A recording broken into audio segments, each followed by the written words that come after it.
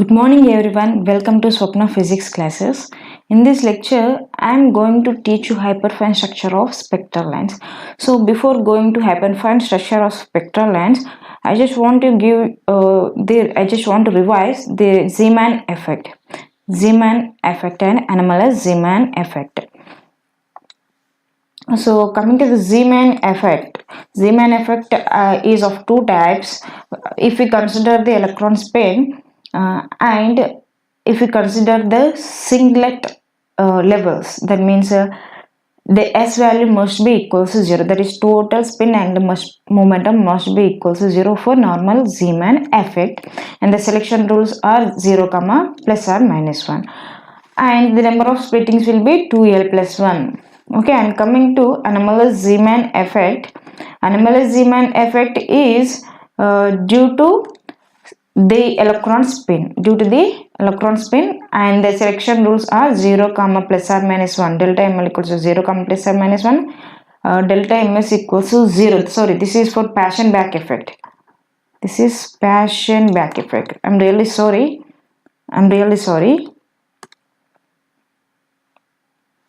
Just a minute.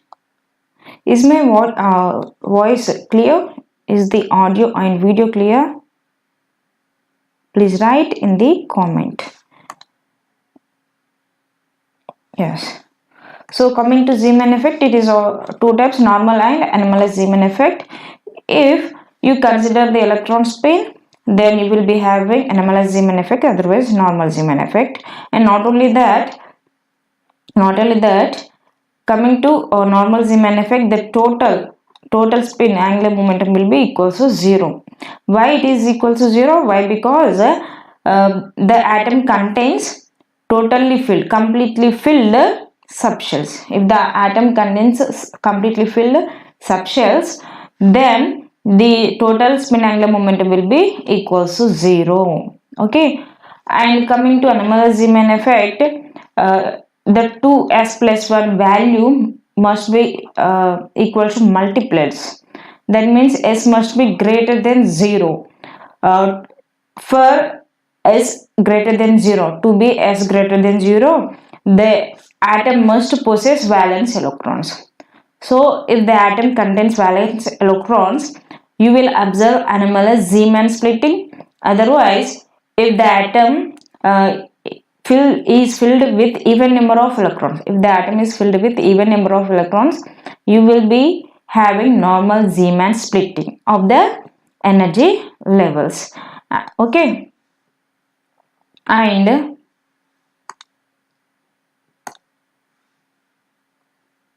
just a minute.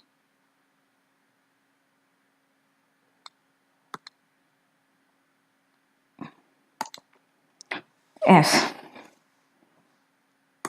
So splittings will be 2s plus 1 splittings, and you will observe the unshifted energy level, unshifted spectral line, which is denoted with pi component, and you will observe the shifted on besides of this unshifted spectral line. Okay, you will observe total three different components in normal Zeeman effect. In anomalous Zeeman effect, you will observe more than 3 components of the spectral lines. Okay, and coming to our next topic, did you solve the problems I had given? Did you solve the problems? Please check my previous lectures and solve those problems. Okay, please check my previous lectures and solve those problems. I had given just a basic idea of anomalous Zeeman effect and Zeeman effect, normal Zeeman effect and anomalous Zeeman effect, and in our today's lecture we are going to I'm going to start a hyperfine structure of spectral lines. I'm going to explain the hyperfine structure of spectral lines. If anybody wants to join the class, please join quickly. I'm waiting for you. Please join quickly. I will wait for a minute and start this topic. Good morning, English. Welcome to my live lecture. If you have any doubts from my previous lectures, please write in the comment section. Okay, I'm going to start this lecture. Hyperfine structure of spectral lines. Hyperfine structure of spectral lines. This hyperfine structure of spectral lines is observed due to nuclear spin. In our previous lecture, we only considered the electron spin and the orbital motion of the electron and the motion of the nucleus and the position, that means rest position of the nucleus. We considered all these points, but in our today's class we are going to consider the nuclear spin, right? We know that electron spins in clockwise and anti-clockwise direction. If this is the spin electron, we have this will be the motion of the electron. This is the spin motion of the electron. Okay, for easily understanding purpose, I will write in this way. I will draw in this way. This is the spin motion of one electron, and this will be the spin motion of another electron. That means the directions of these electrons, both the electrons are different. One is clockwise and the other is anti-clockwise. Therefore, the total spin of these electrons will be equals to 0. And in the same way, we will have the nuclear spin. If this is an atom, we have at the center we have the nucleus, which is not at rest. It is moving with respect to the space. Okay, we have nucleus which is of charge plus Ze, and we have an electron which is revolving around this nucleus with velocity v. Okay, so we know that electron spins and also revolves around this nucleus, and this nucleus will also spin. The nucleus will also having the nuclear spin. Because of this nuclear spin, we are having the hyperfine structure of spectral lines. We know that spectral lines, according to Bohr, if P, I am considering a P orbital, here we consider only L value.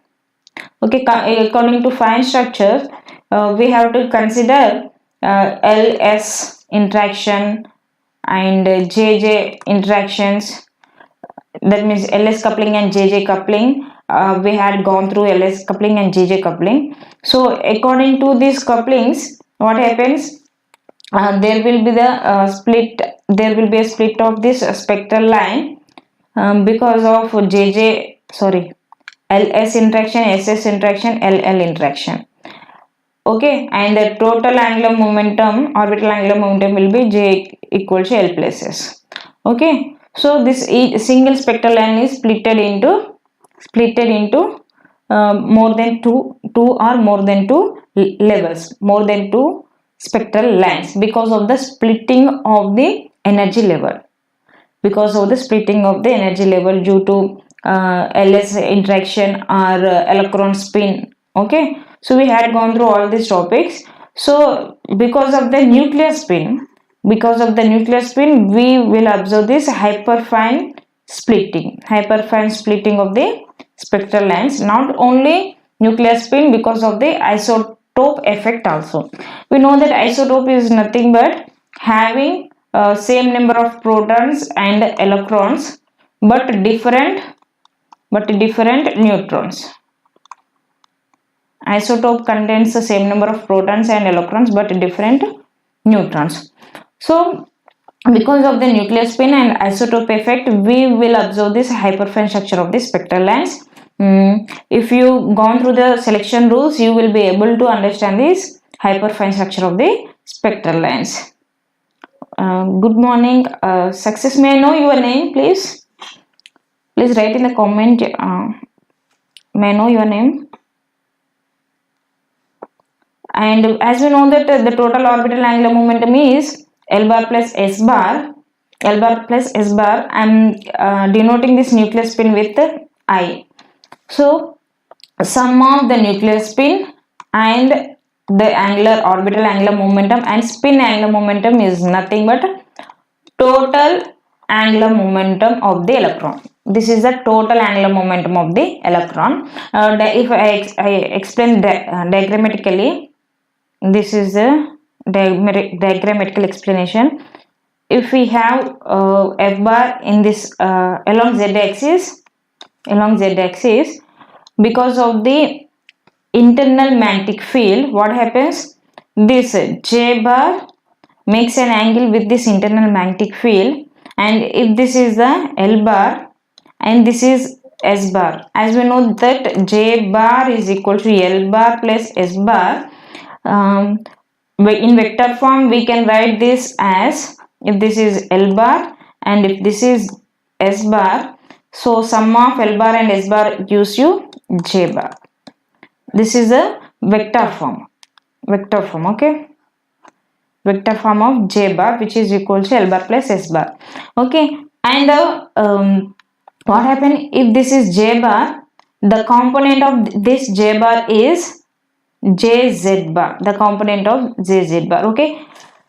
The component of Z bar will be JZ bar. That means this will be the projection. This is the projection of JZ bar. I will take a fresh page to explain this diagram. Just a minute. Listen carefully. Again, I am explaining once again.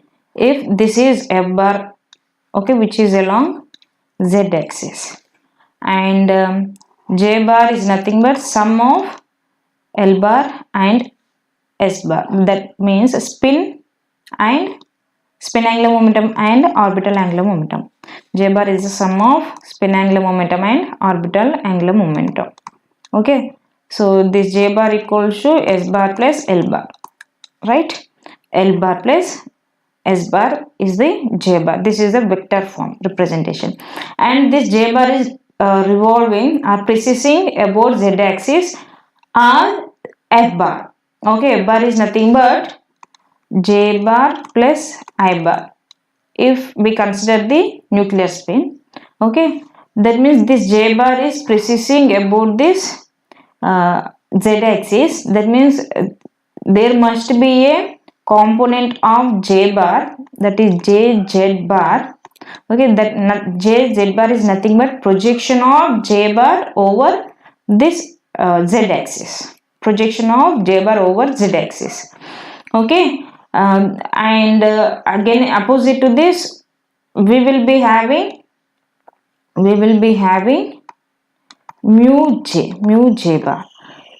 If we consider the electron, the charge will be negative, right? That means the J bar and mu J bar are opposite to each other. If we consider the electron, if we consider the nucleus, okay, if this is the orbit of the nucleus,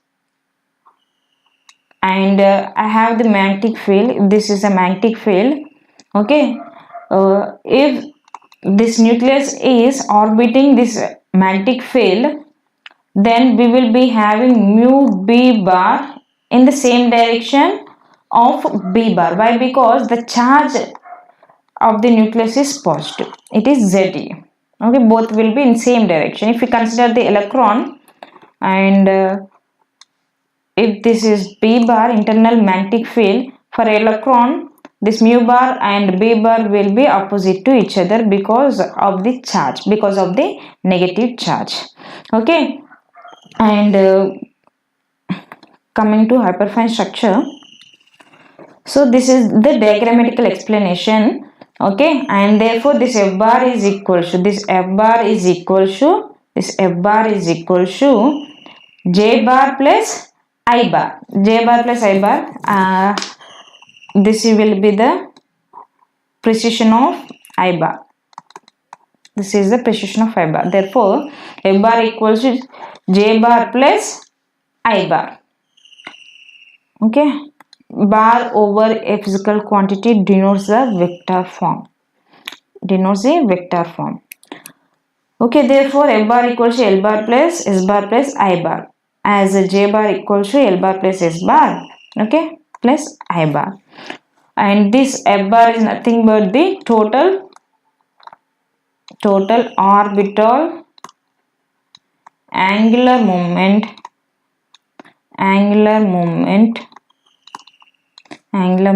of electron here. Good morning, success. May I know your name, please?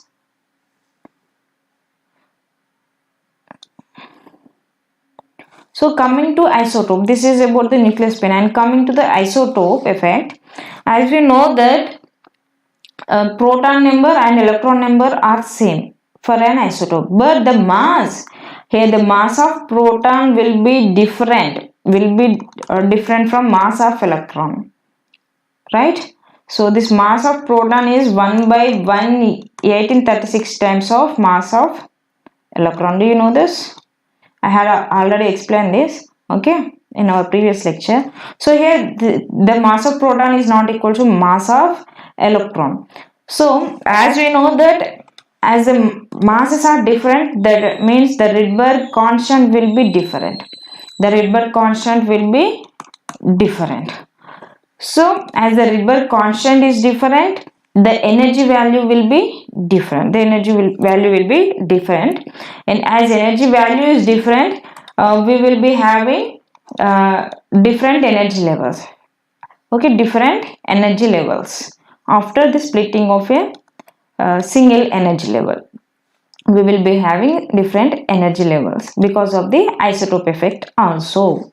And coming to the nuclear spin, so as I said, if I bar is in, if this I bar is along z-axis, mu I bar will be also parallel to this I bar. That means mu I bar will be also along this z-axis only, just because of the nucleus is of positive charge.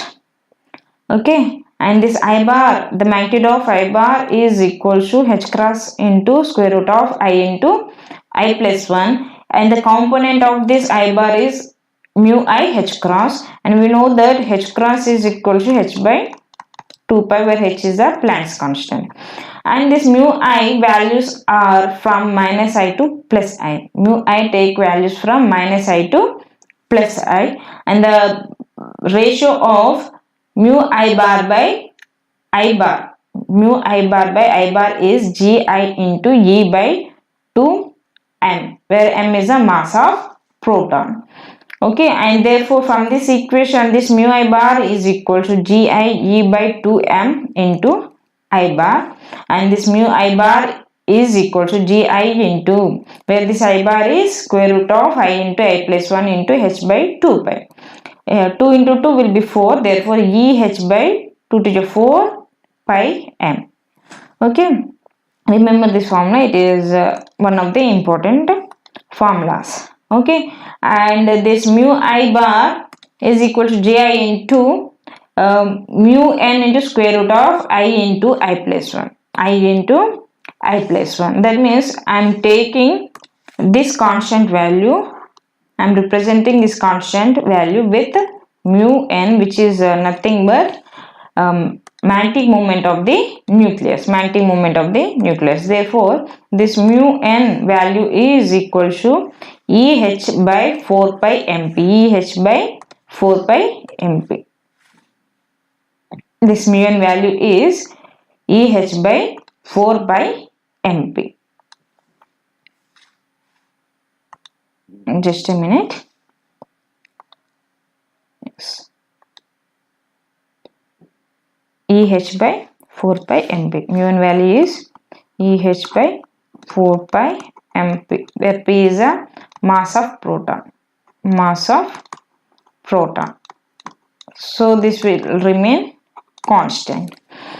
So if you substitute this mu n value, therefore this mu I value will be equal to Gi mu n into square root of I into I plus 1, where this mu n is the nuclear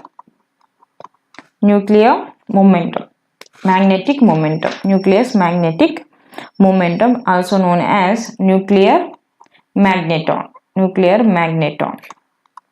Okay, nuclear magnetic momentum, also known as nuclear magneton. And this mu I will be having, this I will be having Iz component. For Iz component, the magnetic moment, for Iz component, the magnetic moment will be equal to Gi into mu I into mu n.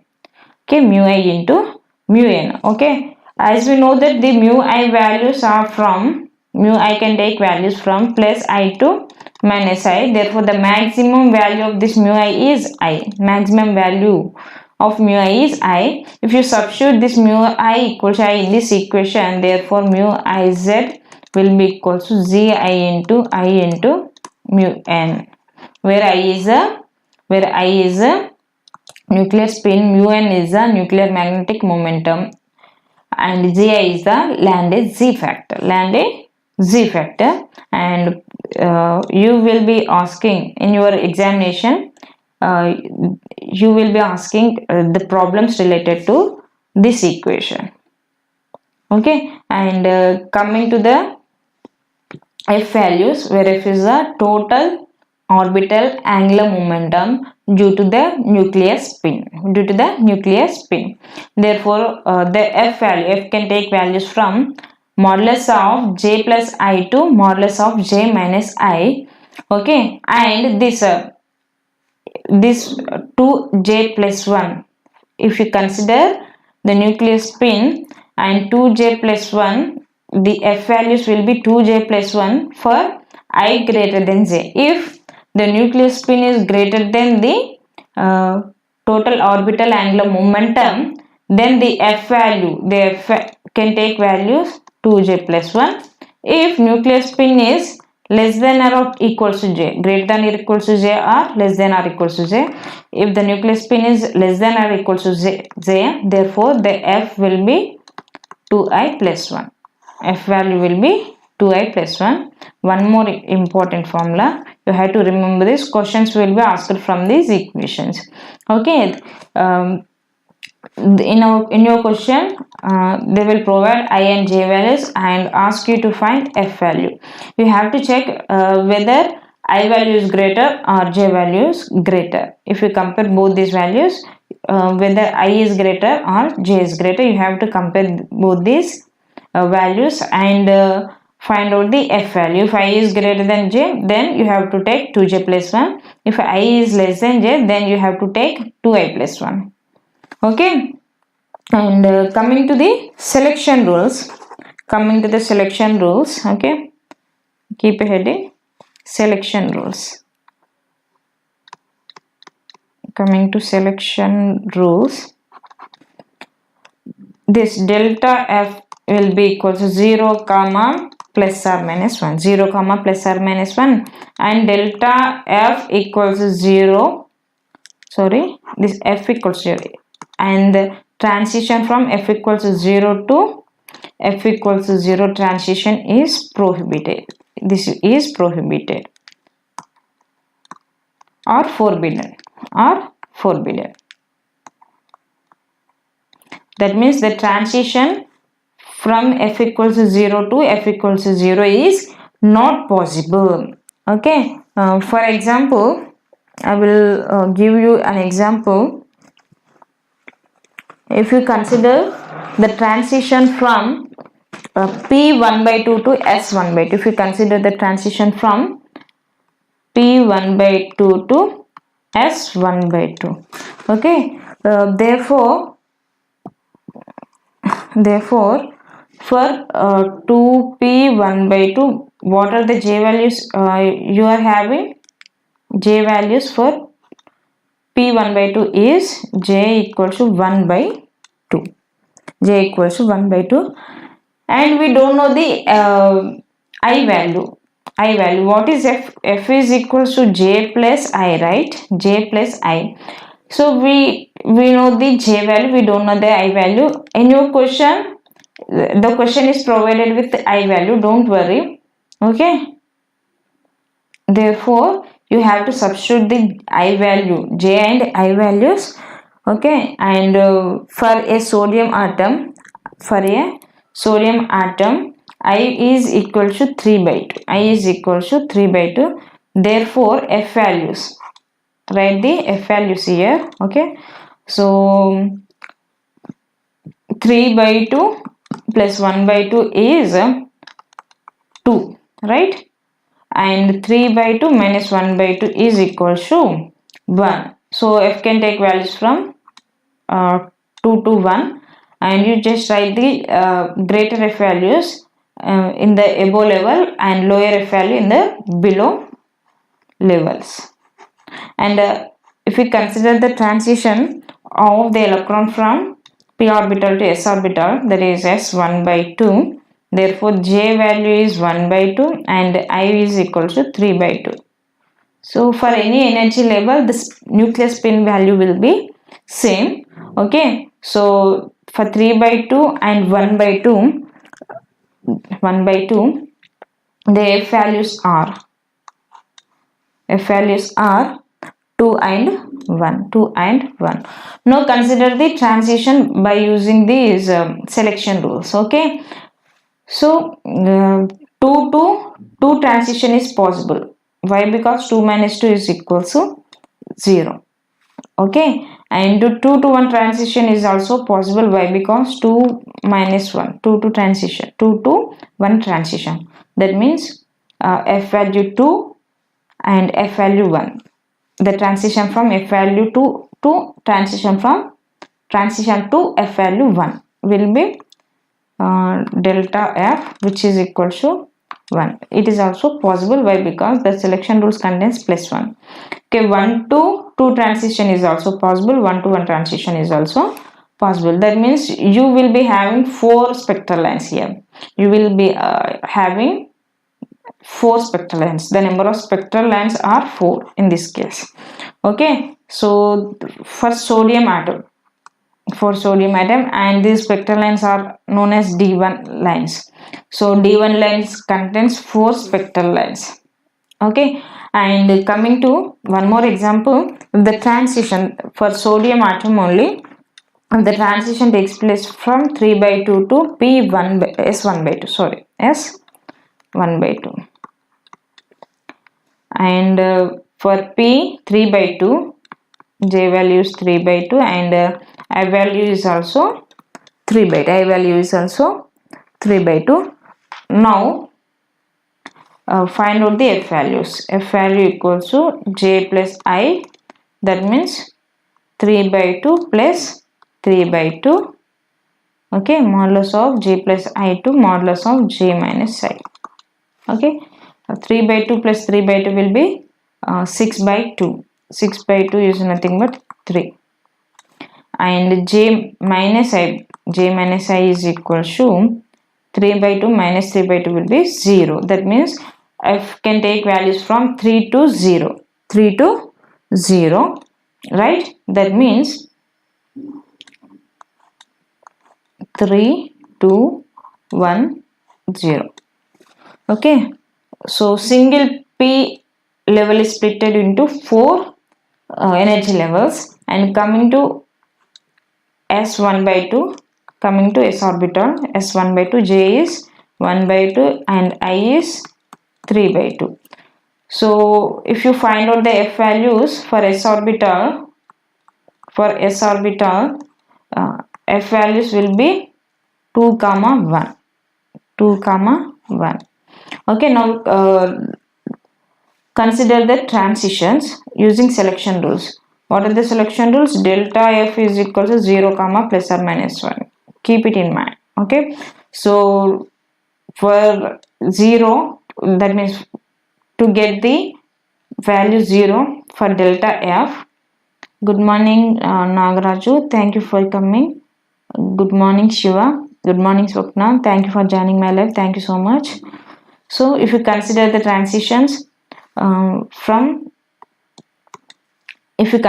transitions in between same energy levels, you will be having 0. If you consider the transition from higher to lower energy levels, then you will be having plus 1. If you consider the transition from lower to higher energy levels, you will be having minus 1. Okay, I had given you the trick. I had explained the trick in our previous lecture. Already previous lecture lo trick explain chesanu. Okasari previous lecture chudandi.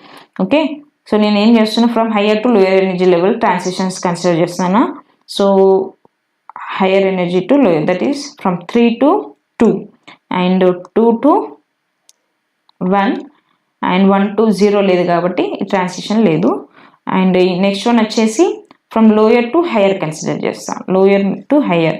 So here you have 1, here you have 0. It means 0 to 1 higher transition, from lower energy level to higher energy level. Okay, and 1 to 2 is also possible, from lower to higher. And coming to one more transition, same energy levels, 0 to 0 ledu. So 1 ki transition possible, 1 to 1 transition is possible, same energy levels. And 2 to 2 transition is also possible. Okay, and 3 లేదు కాబట్టి ఇంకో transition లేదు. So totally 1 2 3 4 5 6 transitions are possible. This is known as D2 spectral series. For D2 spectral series, these lines are known as D2 lines. You will be having 6 spectral lines. You will be having 6 spectral lines for sodium atom. So sodium atom contains 2 lines, that is D1 and D2 line. Okay, according to Bohr, if you according to Bohr, you want to consider the electron spin or the nuclear spin, right? So according to Bohr, if you observe the spectral series of the sodium atom, you will be having only 2 spectral lines, that are D1 and D2 lines. If you consider the isotope effect as well as the nuclear spin effect, what happens? This single D1 line is split into 4 lines, and D2 line will be split into 6 lines. Okay, so the total number of transitions, so the total, therefore the total number of transitions or total number of spectral lines for sodium atom are 4 plus 6 will be 10. Very important point. Good morning, thank you for coming to my live. Please click on the like button. And this is about the hyperfine structure of spectral series. And coming to the Stark effect. Coming to the Stark effect, I'm not going to give any examples of a Stark effect. Why? Because it's not so important. Okay, it's not so important. I just want to give the definition of Stark effect. And the splitting of spectral lines whenever the atom is placed in the electric field. The splitting of spectral lines whenever the atom is placed in an electric field is known as Stark effect. Okay, the Stark effect is similar to Zeeman effect only. There we are placing the atom in magnetic field, but in coming to the Stark effect, we are placing the atom in electric field. Okay, therefore if you increase the electric field, L bar and S bar precise about this electric field separately. Okay, just like Zeeman effect. But the only thing is, coming to the Stark effect, what happens here? If this is a electric field, and if you place an atom in this electric field, you will observe 3 spectral lines, splitting of one spectral line into 3 different components. Okay, by observing the highly resolved spectrometer, you will observe 3 spectral components. Okay, that is, one is pi and the remaining 2 are sigma components, and these are equally spaced, just like the Zeeman effect. Okay, but only thing is, in Zeeman effect, this pi component is unshifted one. But coming to this Stark effect, this pi component will also shift. You will observe a shift in this pi component also. Okay, and just a minute. Coming to the selection rules. Are you copying? Are you making a notes of all these points? We will solve problems in our next class. Okay, selection rules are delta mj equals to 0 comma plus or minus 1, and 0 for pi component and pi and -1 and +1 is for sigma components. Okay, so this is about Stark effect. See, I'm going to solve 50 problems, nearly 50 problems in our next class. Okay, on hyperfine structure, fine structure, Stark effect, Zeeman effect, and normal Zeeman effect, and anomalous Zeeman effect. And Stern-Gerlach experiment I will explain in our next class only. I will give you the basic idea. Okay, and coming to remaining topics, that means the energy value for nth level, nth orbit, and radius for nth orbit, velocity for nth orbit we had discussed. So we will solve problems on all these topics. That means I am going to revise the complete atomic spectroscopy in our next class. So our next class is very, very important. You must not miss our next class. Okay. Thank you so much for coming to my live. If you have any doubt, you can ask me in the comment section. Okay, let's solve few problems. Let's solve few problems in our today's class. Okay, and remaining problems are going to be solved in our next class. Take a question. How many revolutions? Write your question. I am not going to write the complete question here. Time waste చేయాలనుకోవట్లేదు, అందుకే నేను question రాయట్లేదు, video length ఎక్కువ అవుతుంది కాబట్టి. So how many revolutions does an electron in the n equals to 2 state of the hydrogen atom? Here we are having hydrogen atom and electron is in n equal to 2 states, and before moving to the ground state, before moving to n equals 1 state, initially the electron is n equals 2 state and finally it will move to the n equals to 1 state.